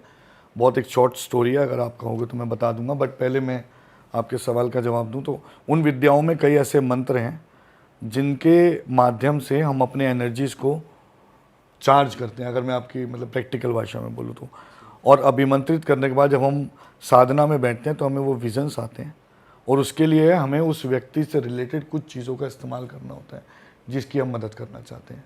अच्छा, हाँ, या तो उसके घर के कुछ सामान से, या कुछ कपड़ों से, या बालों से, या और भी ऐसी चीज़ें होती हैं जिनका हम इस्तेमाल करते हैं, जिसके बाद हमें ये विजन्स आते हैं और हमें ये पता लगता है। और क्यों ऋषिकेश? क्योंकि ऋषिकेश में बहुत से ऐसे घाट हैं जो बिल्कुल नदी से लगकर हैं, जहाँ पर सिर्फ रेत है, जो कच्चे घाट हैं। वहाँ पे शमशान भी पास में है और घाट भी पास में है। तो आप ऐसी जगह बैठते हो तो आपके लिए ऋषिकेश में वो प्योरिटी भी है, वो एनर्जीज़ भी हैं। वो गंगा इज़ लाइक, मुझे लगता है उससे पवित्र कुछ नहीं है इस दुनिया में। अगर पवित्रता की बात करो और मुक्ति की बात करो तो गंगा से बड़ा कुछ नहीं है। पहली मुक्ति और पहला मोक्ष राजा सगर जी के पुत्र, जिनकी हम सब कहानी सुनते हैं, जिन्होंने गंगा धरती पे लाई, ऋषि भगीरथ, उन्होंने सबसे पहला पिंडदान किया, तब कहीं मुक्ति उनको मिली, वो गंगा से ही मिली। तो वहाँ बैठकर जब हम अपनी साधनाएं करते हैं तो वहाँ हमें ऐसे विजन्स आते हैं, हमें पता लगता है कि किसी के साथ क्या घट रहा है और हम उसकी कैसे मदद कर सकते हैं। तो सर इस केस में क्या हुआ फिर जो आप बता रहे थे? देखो, अंत में हमारी प्रयास हर केस में ये रहता है कि हम पहले तो उसको मनाते हैं। देखो, fight is not a solution at all. एक एनर्जी अगर नेगेटिव है, आप उससे लड़ने की जितनी भी कोशिश कर लो, वो समाधान नहीं है। समाधान है कि उसको मनाया जाए, और किसी भी रूप से अभिमंत्रित, आप अपने मंत्रों से उसको मनाओ, मंत्रों की साधना से उसको कमज़ोर करो या अपनी शक्ति बढ़ाओ, और अंत में यही है कि आप उसे मुक्ति दिलाओ। ओके। तो ऐसे कई रास्ते होते हैं। मैं अपना एक छोटा सा प्रोसेस बहुत शॉर्ट में, जो डिटेल नहीं मैं बता सकता, उसके हिसाब से बता देता हूँ कि कई ऐसी स्पिरिट्स होती हैं, कई ऐसी ताकतें होती हैं जिनको मनाने के लिए हम अलग अलग बलि सिस्टम का इस्तेमाल करते हैं। तो वो बलि चाहे वो सात्विक रूप से बनाई गई हो, तामसिक रूप से बनाई गई हो, या तांत्रिक रूप से बनाई गई हो, 3 तरह की बलि होती है। अच्छा, सात्विक में क्या क्या आता है? सात्विक में नींबू, नारियल, जायफल। ओके। तो एक जायफल एक इंसान की बलि के बराबर होता है। अच्छा। अब आप आ जाओ यांत्रिक में, तो यांत्रिक में और डिटेल में इसी तरह का सामान जो सात्विक चीज़ों से निकला है उनको यंत्र विधान से निकालकर यांत्रिक बलि बनाई जाती है। और तांत्रिक बलि में हम अलग अलग जो लाइफ हैं, अलग अलग जो प्राणी हैं उनका इस्तेमाल करते हैं और उनके छोटे छोटे अवशेषों का इस्तेमाल करके बलि तैयार की जाती है। और फिर उस बलि को किसी भी स्पिरिट को या किसी को भी मनाने के लिए दिया जाता है और उस बलि के माध्यम से हम उसे गंगा में ले जाके स्पिरिट जो है वो बलि एक्सेप्ट क्यों करती है? देखो, वो कोई भी स्पिरिट आई है वो किसी से कुछ ना कुछ मतलब अगर किसी पर किसी ने कोई नेगेटिव एनर्जी छोड़ी है, स्पिरिट छोड़ी है और वो उससे उसको नुकसान पहुंचाना चाहती है तो वो उससे कुछ ना कुछ चाहती है बदले में। तो जिसने उसे वहाँ पर भेजा है उसने भी उसको कुछ ना कुछ लालच देके या उसके साथ कुछ को मंत्रित से अब मंत्रों से वो करके वहाँ भेजा है। तो हम भी उसको मंत्रों से उस बलि पे डायरेक्ट करते हैं कि this is what we can give you and we request you to take this and leave the person. But sir जैसे आपने बोला सात्विक में नींबू और वो यूज़ होता है, तो स्पिरिट्स का हमने मेजरली सुना उन्हें फ्लैश चाहिए होता है, तो वो सात्विक वाले से भी मान जाती हैं? वो सात्विक बलि में हम ज़्यादा इस्तेमाल करते हैं देवी देवताओं के लिए। जैसे अगर कालिका सिद्धि में कोई एक ऐसा हमें लगता है कि व्यक्ति जो कालिका सिद्धि या किसी देवी देवताओं की वजह से परेशान है तो उसमें सात्विक बलि काम आती है, जिससे फलस्वरूप आप माँ काली की सिद्धियों में जायफल, नारियल और नींबू तीनों का इस्तेमाल देखोगे। ओके। तो ये सात्विक बलि माँ काली को चढ़ती ही चढ़ती है। और इन सात्विक बलि से, और जैसे कि स्पिरिट के लिए मैंने बताया, उनको तो हम मुक्त कर रहे हैं, देवताओं को आप मुक्त नहीं करते, उनसे तो आप प्रार्थना करते हो कि आप शांत हो जाओ। तो जब ये सात्विक बलि उन्हें दी जाती है तो उनसे ये प्रार्थना की जाती है मंत्रों के माध्यम से कि आप शांत हो जाओ। पर ऐसे टाइम पे आपके मंत्रों का, आपकी साधनाओं का और आपकी एक्सपीरियंसेस का बहुत बड़ा रोल है। सर आपके एक्सपीरियंस में कभी ऐसा हुआ है कि सिंस आपने इतने केसेस ले लिए हैं कि कोई ऐसी स्पिरिट आ गई है वो वापस नहीं जा रही है, फिर बहुत हावी हो रही है? हाँ बिल्कुल, एक एक्सपीरियंस ऐसा हुआ है। जैसे एक मैं आई वॉज डिस्कसिंग ऑफलाइन जब भी मैं बता रहा था कि एक घर था दिल्ली में ही, मैं लोकेशन नहीं आपको बताऊंगा। तो एक घर था, उस घर में एक छोटी सी बच्ची थी। तो वो घर जब भी कोई ख़रीदता था कुछ टाइम बाद उसे बेच देता था। तो मेरे एक फॉलोअर थे, उनको उनका ट्रांसफरेबल जॉब था, तो वो ज़्यादातर अपनी सिटी से बाहर रहते थे। तो उन्होंने उस घर को ख़रीदा, थोड़ा सस्ता मिल गया, मार्केट में अक्सर ऐसे घर सस्ते मिल जाते हैं। उन्होंने उस घर को ख़रीदा और उसको फर्निश किया और उनके बच्चे बहुत छोटे थे, स्कूल गोइंग थे, उनको छोड़कर वो अपने ट्रांसफरेबल जॉब पे चले गए। थोड़े टाइम बाद उनको बच्चों को परेशानी महसूस होने लगी। कभी उनको आवाज़ें आती थीं, कभी उनको रोने की आवाज़ आती थी, कभी उन्हें हंसने की आवाज़ आती, छोटे बच्चे के। अब थोड़े दिन तक तो ये सिलसिला जारी रहा। फिर एक टाइम बाद बहुत छोटे बच्चे, उन्होंने अपने पेरेंट्स से कंप्लेंट की। तो पेरेंट्स ने बोला बच्चे छोटे हैं, अकेले हैं इसलिए डर रहे हैं। तो फादर ने अपनी मदर को उनके पास रहने के लिए भेज दिया कि भाई आप बच्चों के साथ रहो, थोड़ा डरते हैं। फिर कुछ दिन बीते, कुछ दिन बाद फिर बच्चों ने बहुत सारी चीज़ें बोली। तो जो ग्रैंड मदर थी कह रही भाई मुझे कुछ नहीं महसूस होता। लेकिन कुछ दिन बाद कुछ इंसिडेंट ऐसा हुआ कि घर में दोनों बच्चे ग्रैंड मदर के साथ बैठे थे और अचानक से ऊपर कमरे में से जैसे प्लेट गिरी तो उसकी आवाज़ आई, कोई सामान गिरा तो उसकी आवाज़ आई। तो ग्रैंड मदर भी ऊपर जाके देखी। उनका घर का स्ट्रक्चर ऐसे था कि अंदर से सीढ़ियाँ थी ऊपर जाने के लिए, जनरली बाहर से होती ना, अंदर से सीढ़ियाँ थी। वो ऊपर गए तो कुछ भी नहीं, बाहर से कोई आ नहीं सकता। अब ये चीज़ें बढ़ने लगी धीरे धीरे धीरे धीरे धीरे। समहाउ ना चाहते हुए उन्होंने, पहले वो इन चीज़ों में नहीं थे, तो ये वो मेरे पास किसी कॉन्टैक्ट के थ्रू आए and they said me to visit. उन्होंने कहा भाई मैं तो, हम नहीं है बच्चों के पास, थोड़े बच्चे परेशान हैं, आप देखो जाकर। हम गए, मैं गया, मैंने थोड़ा देखा और जब प्रैक्टिस की तो पता लगा वहाँ एक छोटी बच्ची है। मैं उनको इनिशियली बोला कि भाई आप बेटर ही है आप ये घर छोड़ दो। मुझे शुरू में समझ आ रहा था कि ये बच्ची इस घर से जुड़ी हुई है और ये घर को नहीं छोड़ेगी।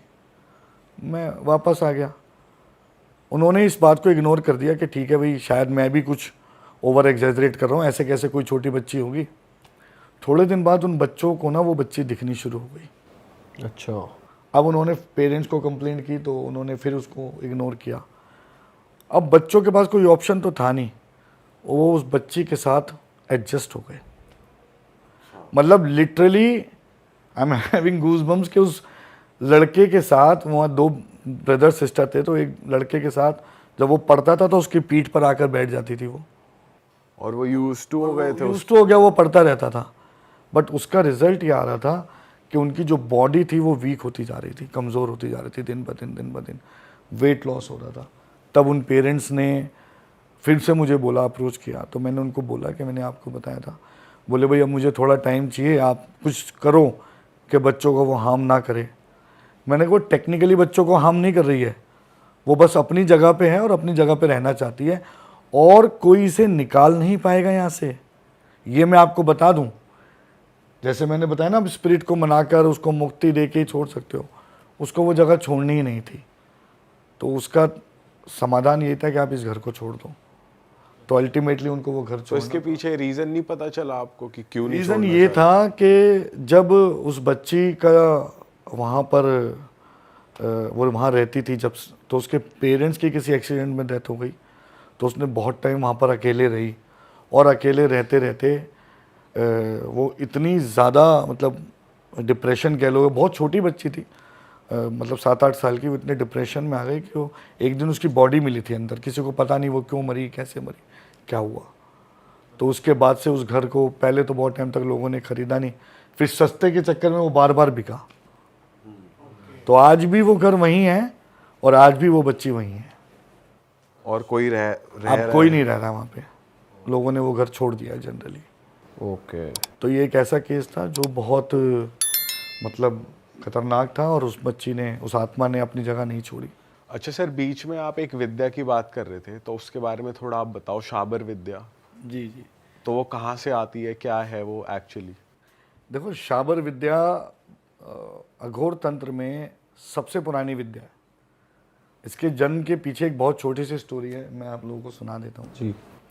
एक बार भगवान शंकर माता पार्वती के साथ भ्रमण कर रहे थे, तो घूमते हुए ऐसे जगह पर आए जहाँ सामान्य जीवन नहीं था, और अचानक से उनके कानों में किसी के मंत्र पढ़ने की आवाज़ आई। तो जब भगवान शिव ने उसे ध्यान से सुना, तो उन्होंने माता पार्वती से कहा कि ये जो मंत्र पढ़ रहा है ये गलत तरीके से पढ़ रहा है, इसका उच्चारण सही नहीं है। और उच्चारण सही ना होना किसी मंत्र को कैसे उसका मीनिंग बदल देता है, मैं एक छोटे से एग्जांपल से आपसे शेयर करता हूँ। एक माता लक्ष्मी का बहुत अच्छा मंत्र है कि ओम ह्रीम श्रीम क्लीम मम सर्व वांछित देह देह स्वाहा। ये बहुत सात्विक मंत्र है और बहुत माता लक्ष्मी की ओर प्रसन्न करने के लिए इसका इस्तेमाल होता है। आजकल व्हाट्सएप की दुनिया है, हम किसी को मंत्र भेजते हैं तो टाइप करके भेज दिया। तो मैंने किसी को भेजा, उन्होंने इसको पढ़ा, ओम ह्रीम श्रीम क्लीम मम सर्व वंचित देहि देहि स्वाहा। अब सर्व वांछित का मतलब है मुझे सब कुछ चाहिए, सर्व वंचित का मतलब है मुझे हर चीज़ से वंचित कर दो।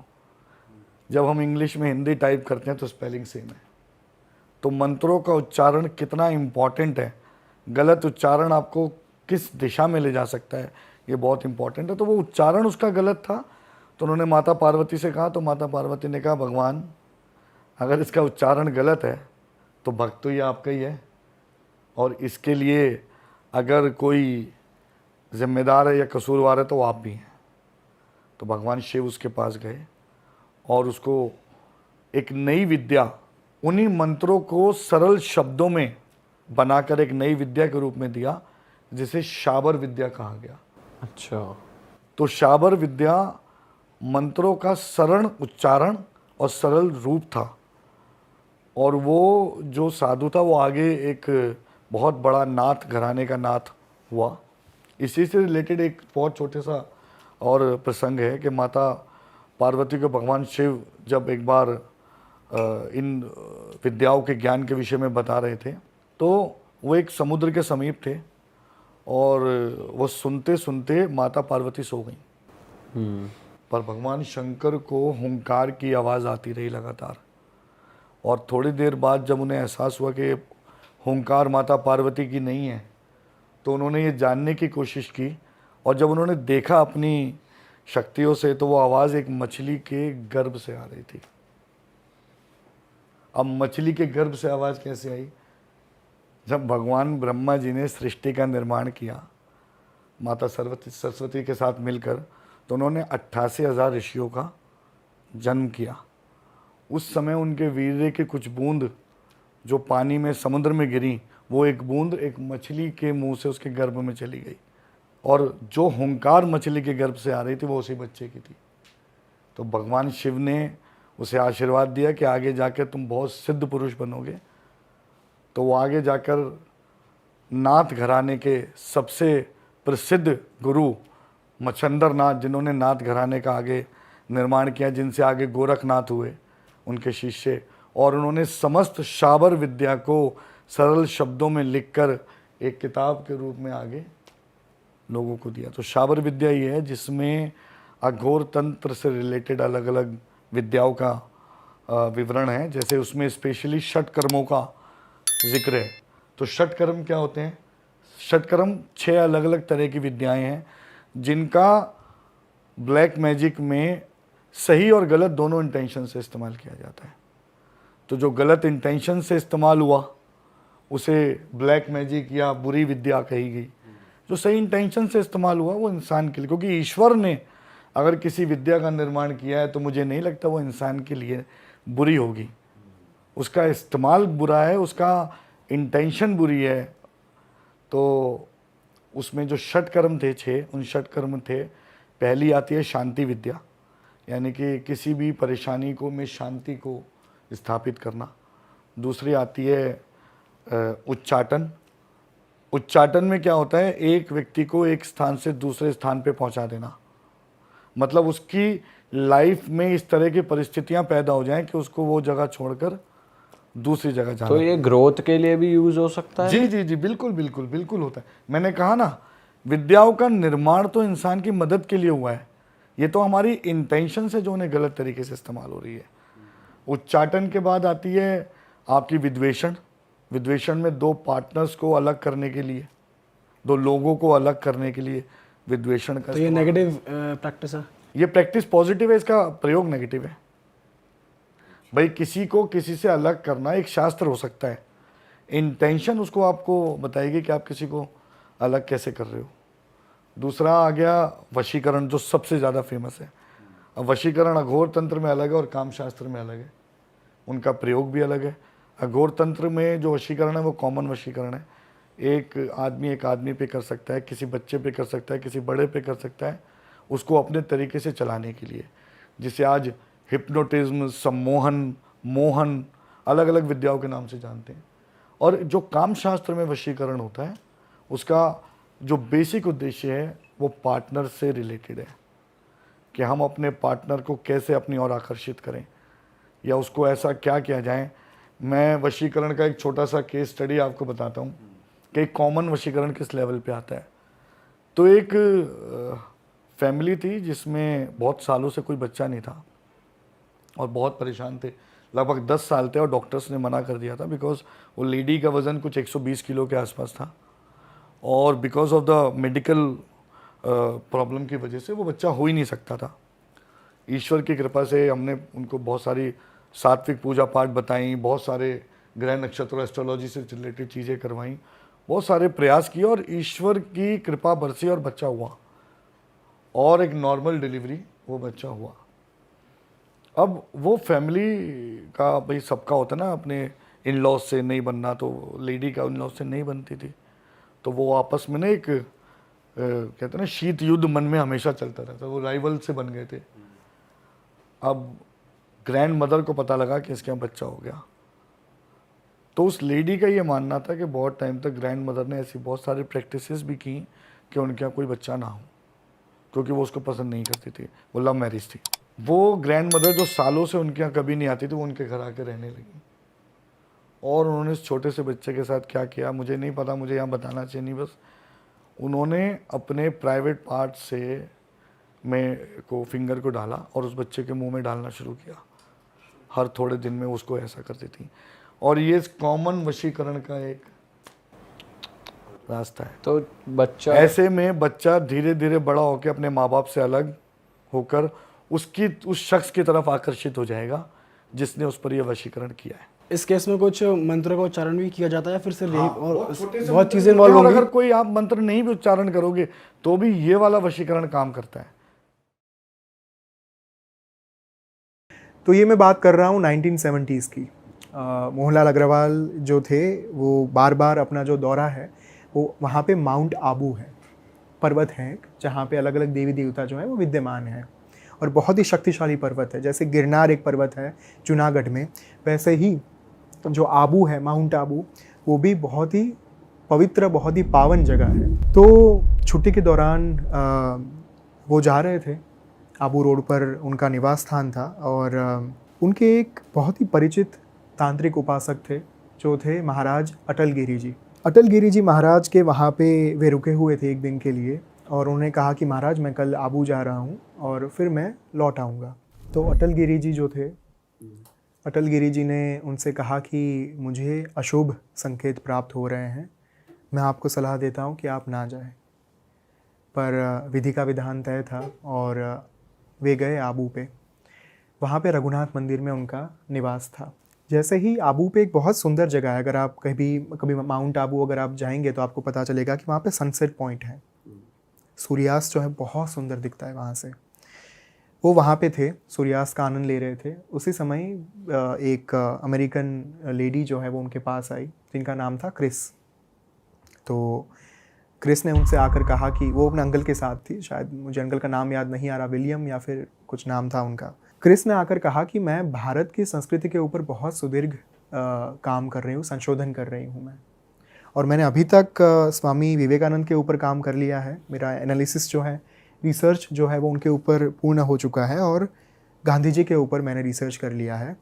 लेकिन अब मैं चाहती हूँ कि किसी एसोटेरिक साइंस यानी कि तंत्र विद्या के साथ जुड़े हुए व्यक्ति का जो है मैं उनके ऊपर रिसर्च करूं। तो आप क्या मुझे कोई चमत्कार दिखा सकते हैं? यहाँ पे एक बात मैं ये ऐड करना चाहूँगा कि आज की तारीख में बहुत लोग ये कहते हैं कि चमत्कार दिखाओ, अगर तंत्र विद्या है, अगर आप वाकई में इतना कर सकते हो तो ये करके बताओ, वो करके बताओ। तो वो जो लेडी थी क्रिस, उन्होंने भी कहा मोहनलाल अग्रवाल से कि मुझे चमत्कार दिखाओ, मैं वो लिखना चाहती हूँ। तो मोहनलाल अग्रवाल वॉज लाइक कि मैं प्रयास कर सकता हूँ लेकिन आपको कह नहीं सकता कि ये होगा या नहीं होगा। दूसरे दिन वो उनको दीनानाथ जी के पास ले गए। दीनानाथ जी जो थे वो उस समय के बहुत बड़े संत थे जो आबू पे ही स्थित थे, उनका निवास स्थान भी वहाँ पे ही था। दीनानाथ जी ने शुरुआत में औपचारिक बातें हुई, फॉर्मल बातें हुई, और वो तो महान संत थे, उनको पता चल गया कि ये किस उद्देश्य के साथ यहाँ पे आए हुए हैं। उन्होंने कहा कि आपको चमत्कार ही देखना है ना, मैं आपको दिखाता हूँ। अंदर से वो एक खप्पर लेकर आए, पात्र में उन्होंने उसके पात्र के ऊपर एक लाल रंग का कपड़ा डाल दिया। क्रिस को बोला कि आप अपने मन में जो सोचना चाहते हो वो सोचो, आप वहाँ की यानी कि अमेरिका की कोई ऐसी चीज़ मुझे बताओ जो आप वहाँ पे बहुत पसंद करते हो। तो क्रिस ने कुछ चीज़ें सोची, सोचने के बाद उन्होंने कहा कि हाँ, मैंने जो चीज़ें हैं उसकी कल्पना कर ली है। थोड़ी देर के बाद मंत्र फूंकने के बाद दीनानाथ जी ने वो कपड़ा हटाया खप्पर पर से। उसी में वही चॉकलेट्स, वही परफ्यूम, वही सारी चीज़ें थी जो क्रिस ने अपने मन में सोची थी। और क्रिस ने तो साष्टांग दंडवत प्रणाम कर दिया कि आप ही ईश्वर हो, आप ही भगवान। क्योंकि जब एक बाहर का इंसान यहाँ पे आकर कोई ऐसी चीज़ देखता है तो उन्हें पता नहीं चलता कि ये बहुत आम बात है भारत के लिए। भारत की जो विरासत रही है, भारत की जो विद्याएं रही है, उसके सामने तो ये कुछ भी नहीं है। ये सारी घटना हुई, उसमें दोपहर के 3-4 बज गए। और आबू का जो एटमॉस्फेयर है वो वैसा है कि 4 बजे में आपको ये लगे कि शाम के 4 बजे हैं, लेकिन रात को 8-9 बज चुके हो, ऐसा आपको प्रतीत हो वहाँ पे। तो Mohanlal Agarwal was little bit concerned कि अगर आप अभी हम टाइम पे वापस नहीं गए तो बहुत ही अनर्थ हो जाएगा, और ये रात बहुत गहरी होती है यहाँ की। क्रिस को लेकर वो वापस आ ही रहे थे कि रास्ते में उन्हें एक अघोरी मिले। 6.5 फीट की उनकी हाइट थी और विकराल स्वरूप था उनका। बहुत ही भयानक लग रहे थे। दांत लाल रंग के और आंखें जो है वो लाल रंग की। ऐसा ही लग रहा था कि जैसे किसी कोई नशा करके आए हो। अघोरी ने आकर उनसे कहा कि कहाँ जा रहे हो। रास्ते पर कोई नहीं था। मोहनलाल ने देखा आसपास, कहीं किसी से मदद मिल जाए, किसी तरीके से यहाँ से छूट जाए, निकल जाए, क्या करें, कोई नहीं था। तब मोहनलाल ने कहा क्रिस को कि हम चलते हैं, यहाँ पे नहीं रहना हमें इनके साथ। फिर से एक बार उस अघोरी ने पूछा कि कहाँ जा रहे हो। इस बार अघोरी ने अपने झोली में से एक चिल्लम निकाली, जो साधु महात्मा जो है वो फूकते रहते हैं, चिल्लम निकाली। और ये जो हमारी अमेरिकन लड़की थी क्रिस, उसके लिए तो ये एक फैसिनेशन था, क्योंकि फ़ोटोज़ में भी देखते हैं ना, तो जब आप इंडिया के कल्चर के बारे में, अघोर पंथ के बारे में टाइप करोगे गूगल पर, तो आपको चिल्लम लिए बैठे साधु संत ही दिखेंगे। उसने तुरंत चिल्लम ले ली, उसने चिल्लम फूंक ली। क्रिस ने फूंक ली। ओके। वो जो अघोरी थे, मोहनलाल अग्रवाल को यही था कि अघोरी हो नहीं सकते, कापालिक होने चाहिए। उनके दीदार पर से ये लग रहा था कि वो कापालिक ही होंगे। कापालिक क्या होते हैं भाई? कापालिक जो मैंने कहा कि जो एक्सट्रीम लेवल की वामाचार साधना करते हैं, जहाँ पे बलि विधान, नर बलि, यानी कि जो एक इंसान है उसकी भी बलि दी जाती है, उस टाइप की जो साधना रहती है वो कापालिक साधना होती है। तो चिल्लम पीने के बाद कापालिक ने कहा कि चलो मेरे साथ। और क्रिस को जैसे एक वो खिलौना आता है ना, चाबी देकर आप चला सकते हो उस खिलौने को, वशीकरण हो गया। बिल्कुल, वो पूरा उनके विधान के साथ जो है वो चल पड़ी। वैसे चिल्लम में क्या पदार्थ था वो? नहीं, वो कुछ देखिए, जब आप किसी पदार्थ द्रव्यों का उपयोग वशीकरण के लिए करते हैं ना, तब वो पदार्थ कुछ भी हो सकता है। वो खाना भी हो सकता है, कुछ भी हो सकता है, XYZ चीज़ें हो सकती हैं। तो चिल्लम के माध्यम से उन्होंने उनके मन को अपने वश में कर लिया और चल दिए। मोहनलाल अग्रवाल तो छोड़कर जा नहीं सकते थे, क्योंकि एक तो बाहर के सिटीज़न, जिम्मेदारी बढ़ गई, उनके कहने पर आई थी। वहाँ पे उनके अंकल जो थे वो राह देख रहे थे कि कब बच्चे वापस आएंगे। अब ये लड़की कुछ सुन नहीं रही। मोहनलाल उन्हें एक के बाद एक फोर्स कर रहे हैं कि नहीं जाना है, हाथ पकड़ रहे हैं कि यहाँ से चलो वापस, लेकिन वो लड़की उन्हीं के पीछे जाना चाहती है। तो कापालिक जंगल में गए, बहुत अंदर तक गए। उनकी एक गुफा थी, चट्टानों की बीच में बनी हुई एक छोटी सी गुफा थी। गुफा में जाने के बाद कापालिक ने ये आदेश दिया कि आप सिंहासन के ऊपर बैठ जाओ। मोहनलाल को तो नहीं बैठना था, लेकिन अगेन क्रिस ने जो है वहाँ पे एक रीछ का पड़ा हुआ था आसन, उसके ऊपर वो बैठ गई गद्दा बिछा के।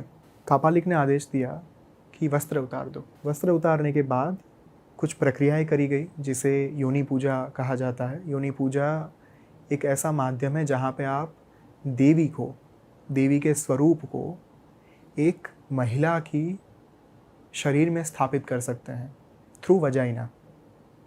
उससे कहा गया है योनि पूजा। योनि पूजा के माध्यम से चीज़ें करी गई और मोहनलाल ने सोच लिया था कि अगर अब मुझे यहाँ से छुटकारा नहीं मिला तो चाहे मुझे इस कापालिक को मारना ही क्यों ना पड़े, मैं मारकर भी इस बच्ची को बचाऊंगा, क्योंकि जिम्मेदारी मेरे ऊपर है, उत्तरदायित्व मेरे ऊपर है। योनि पूजा के बाद वो अघोरी जो था वो बाहर निकल गया गुफा से और क्रिस अभी भी उसके ही वश में थी। सुबह हो गई। ये पूरी प्रक्रिया जो है वो रात तक चली। तो वो कुछ नहीं कर पाए? कुछ नहीं कर पाए। वो सुबह हो गई, 5-6 बजे का टाइम था। क्रिस को लेकर वो उठे कि चलो अब ये खुद नहीं उठ रही, मैं इसको फोर्सफुली बाहर लेकर जाता हूँ, यहाँ से भाग चलते हैं, क्योंकि अघोरी अभी वो कापालिक तो यहाँ पे है नहीं। बाहर ले जाकर जब उन्होंने हार्डली 300 मीटर या फिर उतना कुछ चला होगा, उनके पेट में ज़ोरों से दर्द होने लगा। वो नीचे बैठ गए। वो एक हद से ज़्यादा आगे ही नहीं बढ़ पाए। दोनों के पेट में एक साथ दर्द होने लगा। तब जाकर मोहनलाल को तो समझ में आ गया, क्योंकि वो खुद एक उपासक थे, कि यहाँ पे कापालिक ने एक सीमा को बांध के रखा हुआ है। सीमा को बांधना यानी अगर वो कापालिक नहीं चाहता कि आप यहाँ से बाहर निकलो, तो सीमा को एक शक्ति के माध्यम से, ऊर्जा के माध्यम से बांध दिया जाता है। अगर वहाँ से बाहर निकलने की कोशिश करो आप, तो आपके शरीर में दर्द, पीड़ा जो है वो होने लगती है और फिर से उस इंसान को, मनुष्य को वापस उसी घेरे में आना पड़ता है। तो मोहनलाल समझ गए कि यही केस है। वो फिर से क्रिस को लेकर गुफा में आ गए। गुफा में आए और थोड़ी ही देर के बाद फिर से कापालिक जो है वो वहाँ पे आ गया, लेकिन इस बार वो एक बकरे को लेकर आया था बलि देने के लिए। तो जब मोहनलाल ने देखा कि अब बहुत कम वक्त बचा हुआ है, अगर अभी मैंने कुछ नहीं किया तो हम दोनों की बलि दे दी जाएंगी। उन्होंने पहले विनती की कापालिक से कि देखिए, मैंने आपका कुछ नहीं बिगाड़ा है, हमने आपका कुछ नहीं बिगाड़ा है, हम तो यहाँ से जा रहे थे, हमने आपको डिस्टर्ब तक नहीं किया, आप हमें छोड़ दीजिए। तब कापालिक ने कहा कि तुम्हें तो मैं छोड़ सकता हूँ, लेकिन इस महिला को नहीं छोड़ूंगा, क्योंकि वो मेरी साधना का साधन है। तो मोहनलाल उनके बिना तो जाना नहीं चाहते थे। विधि विधान शुरू हुए, फिर से एक बार अगेन बलि दी गई, सारी चीज़ें हुई। बलि देने के बाद जैसे ही उन्होंने अपनी विधि जो है वो आगे आरंभ करने के लिए फिर से शुरू की, उससे पहले मोहनलाल ने एक शस्त्र उठाकर उनके ऊपर प्रहार किया। जब वो प्रहार किया, उसी वक्त पे वो जो महिला थी उन्होंने अट्टहास्य किया। अट्टहास्य यानी एक बहुत ही बड़े आवाज़ में हंसना। जो महाकाली का जो अट्टहास्य होता है, जो माँ तारा का अट्टहास्य होता है, वही अट्टहास्य जो है वो उस महिला ने यानी कि क्रिस ने किया।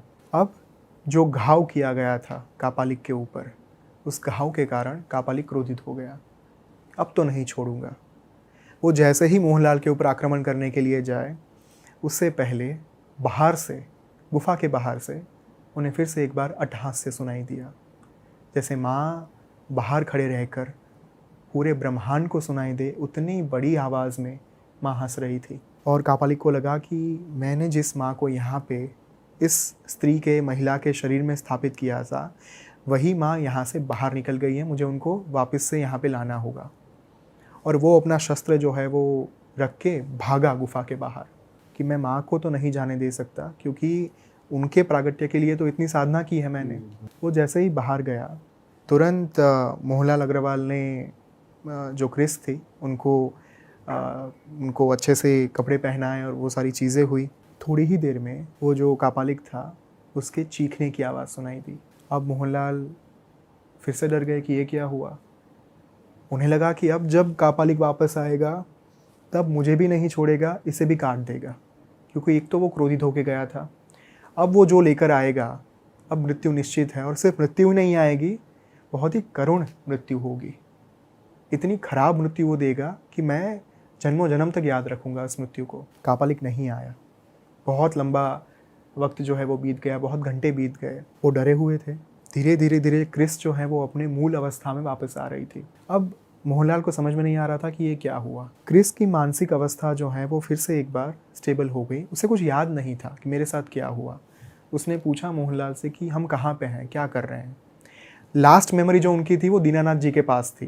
दीनानाथ जी ने जो चमत्कार दिखाया था वही उनको लास्ट याद था कि हम तो वहाँ पे थे, वहाँ से फिर यहाँ कैसे पहुँचे।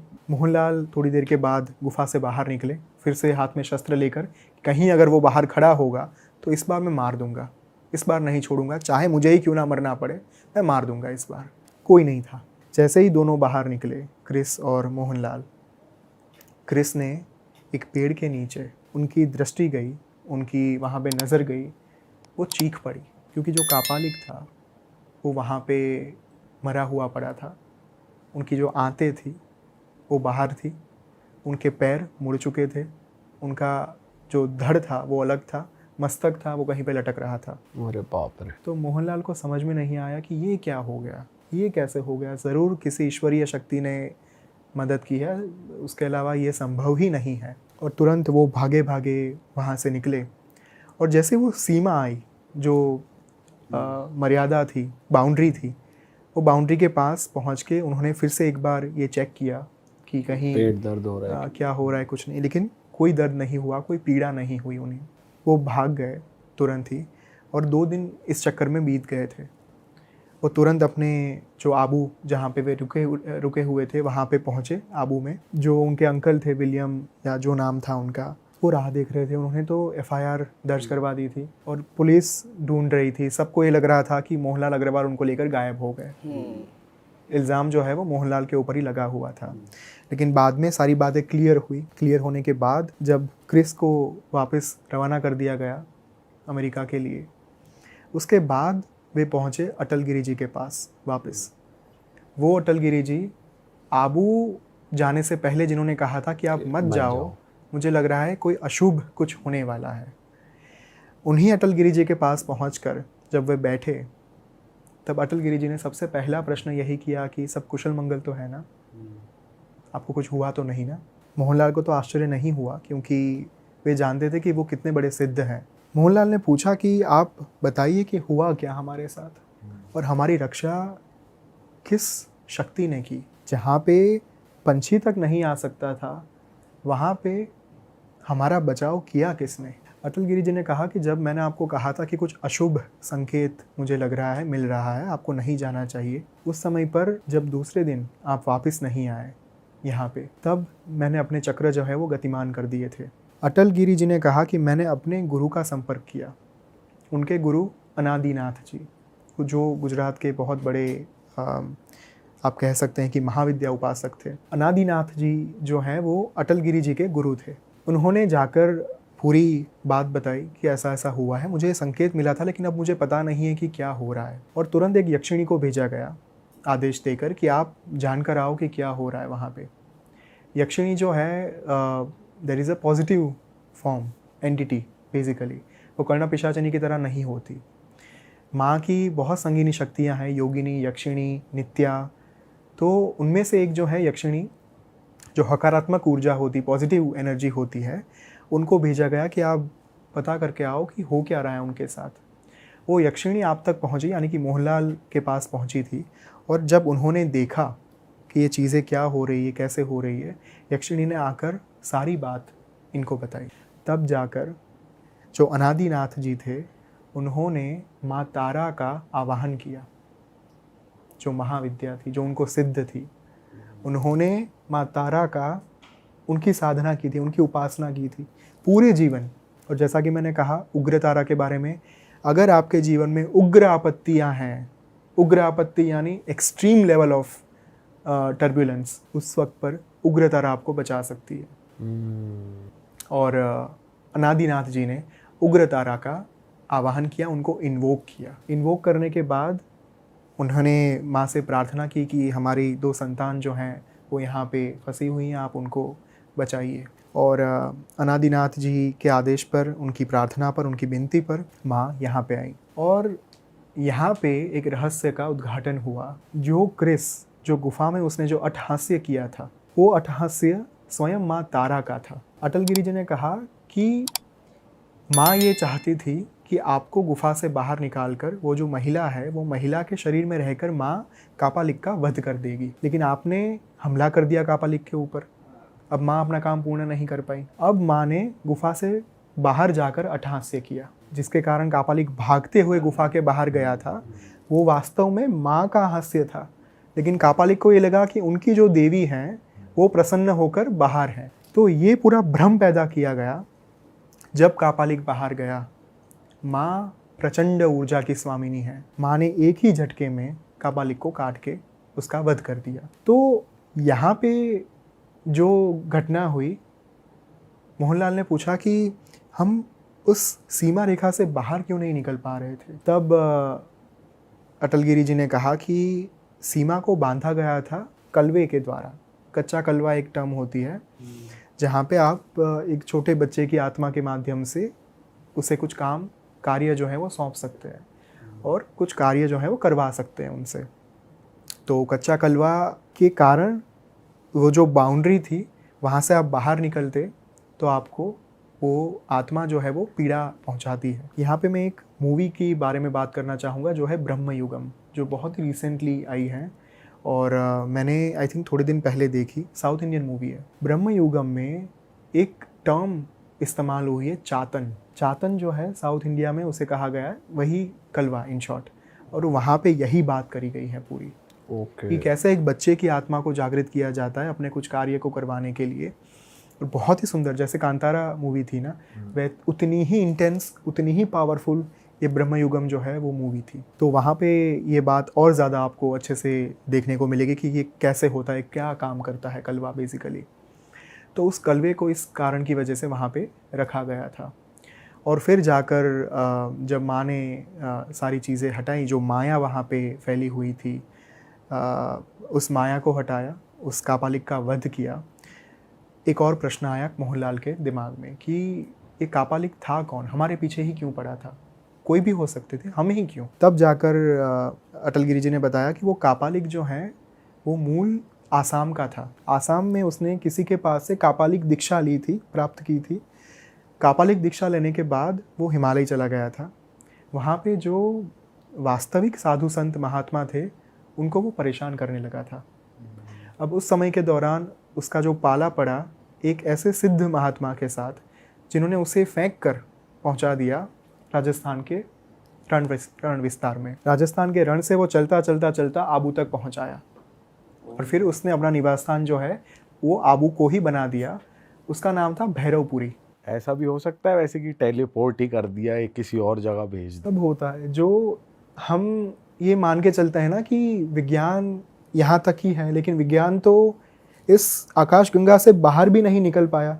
लेकिन इसका अर्थ ये तो नहीं कि अलग अलग आकाशगंगाएं नहीं हैं। विज्ञान नहीं पहुँच पाया उसका अर्थ ये नहीं कि वो चीज़ है नहीं। तो हिमालय में वो चीज़ हुई जहाँ पे उनको फेंक कर राजस्थान के रण विस्तार में डाल दिया गया और वहाँ से वो भैरवपुरी जो कापालिक था वो चलता चलता आबू पहुँच गया। आबू पहुँचने के बाद उसने अपनी जो है भैरव की साधना शुरू कर दी थी। स्मशान भैरव को वो सिद्ध करना चाहता था और उसके लिए उसने ये जो पूरी घटना है, जो विधि हुई, वो विधि उसने की थी। तो इस तरीके से माँ तारा ने, जो महाविद्या है, उन्होंने अपने भक्त की रक्षा की। अगर आप माँ की ओर एक बार सिर्फ करुणा भरी दृष्टि डाल दोगे तो भी माँ आपके लिए, आपको बचाने के लिए आ जाएंगी। बहुत ही सुंदर एक संस्कृत में विधान है माँ के लिए, पंचशून्य स्थिता तारा सर्वांते कालिका स्थिता, जिसका अर्थ है कि जहाँ पे पंच महाभूत की बात आती है, पंच महाभूत से बने इस देह यानी कि जल, अग्नि, आकाश, वायु, पृथ्वी, इससे बने जो देह की बात आती है ना, वहाँ पे माँ तारा हमेशा विद्यमान रहती है, तत्पर रहती है अपने बच्चे को सहाय करने के लिए, अपनी संतान की सहायता करने के लिए। सर्वांते कालिका स्थिता, लेकिन जब सब कुछ अंत हो जाता है, सर्व का अंत हो जाता है, तब महाकाली आपके लिए वहाँ पे खड़ी होती है। तो this was the essence of the story. तो माँ काली जो हैं उनकी साधना महर्षि वशिष्ठ ने भी की थी। महर्षि वशिष्ठ जो भगवान राम के गुरु थे, लोग ये बात बहुत कम जानते हैं कि वो स्वयं एक तंत्र उपासक थे। और जब आप ताराणव तंत्र पढ़ेंगे, तारा तंत्र पढ़ेंगे, मैं बहुत ही सुंदर एक ग्रंथ पढ़ रहा था, योगेश्वरानंद जी लिखित एक ग्रंथ है जिसका नाम है तारा तंत्रम। तारा तंत्रम में ये बात दी गई है, महर्षि वशिष्ठ की पूरी एक कथा दी गई है, जहाँ पे कई सालों तक महर्षि वशिष्ठ ने माँ तारा की उपासना की थी, उनकी साधना की थी वैदिक विधि विधान के साथ, यानी कि सात्विक पद्धति के साथ। लेकिन माँ प्रसन्न नहीं हो रही थी और उन्हें क्रोध आ गया। क्रोध के कारण जब उन्होंने अपने हाथ में कमंडल लेकर जल लिया और माँ को श्राप दे दिया कि आगे से आपकी उपासना फलीभूत नहीं होगी, उसी वक्त से महाविद्या जो तारा है उनकी उपासना निष्क्रिय साबित होने लगी। जो मूल मंत्र था वो था ओम रिंग त्रिंग हुम फट। लेकिन जब महाविद्या के इस मंत्र को श्राप दे दिया गया तब इस मंत्र ने काम करना बंद कर दिया। जब आकाश में भविष्यवाणी हुई कि ये अनर्थ हो चुका है, ये नहीं करना चाहिए था, भगवान ब्रह्मा ने आकर उनसे ये कहा कि अगर आप माँ तारा को सिद्ध करना चाहते हैं तो आपको चीनाचार पद्धति से सिद्ध करना होगा। चीनाचार यानी आप जो उस समय का चीन क्षेत्र था, तिब्बत जिसे हम कहते हैं, वहाँ पे जाकर आप भगवान बुद्ध से दीक्षा लीजिए, चीनाचार दीक्षा। यहाँ पे अगेन बहुत ही कम लोग ये बात जानते हैं कि बुद्ध सिर्फ गौतम बुद्ध ही नहीं थे। गौतम बुद्ध तो 7वें बुद्ध थे, 7th बुद्ध। अच्छा, उनसे पहले 6 बुद्ध और हो चुके थे, जिनमें से 3 ब्राह्मण थे, 3 क्षत्रिय थे। तो ये उन्हीं की लीनिएज थी, गौतम बुद्ध। बिल्कुल। और बुद्ध जो है वो एक अवस्था बेसिकली थी। तो गौतम बुद्ध एक्चुअली 7वें बुद्ध थे, लेकिन महर्षि वशिष्ठ ने जिस बुद्ध के पास से जिन्होंने दीक्षा ली, चीनाचार दीक्षा, वो बुद्ध भगवान विष्णु के अवतार थे। और ये कथा दी गई है ताराणव तंत्र में, क्योंकि अगर मैं रेफरेंस नहीं दूंगा यहाँ पे, लोग फिर से पूछेंगे कि आप ये किस बेसिस पर आप बात कर रहे हो। हमारे ग्रंथों में सब कुछ दिया गया है, लेकिन हमें सिर्फ पढ़ना है वो। तो फिर उन्होंने वहाँ पे जाकर दीक्षा ली, चीनाचार दीक्षा। उन्होंने फिर से माँ की साधना शुरू की और शापोद्धार किया। शापोद्धार करने के लिए मूल मंत्र में एक एडिशन किया जाता है। जो मूल मंत्र था वो था ओम रिंग त्रिंग होम फट। लेकिन जो दीक्षा के बाद उन्होंने जो फिर से साधना की, शापोद्धार किया, वो मंत्र था ओम रिंग स्त्रिंग हुम फट। हम ये मंत्र ऐसे बता सकते हैं पब्लिकली? अरे वाह, आपने ये वीडियो यहाँ तक देख ली भाई, तुमने हमारी मेहनत सफल कर दिया। तुम ही लोग हो असली रियल हिट। और अगर आपको बहुत मज़ा आ रहा है ऐसी क्लिप्स में, ऐसी वीडियोस में, तो फटाफट जाइए प्लेलिस्ट पे बिंज वॉच कीजिए और सारी वीडियोस देख डालो और मौज काटो। That is it. हम मिलेंगे नए पॉडकास्ट में, नए क्लिप में। Till then bye bye, see you, take care, do subscribe.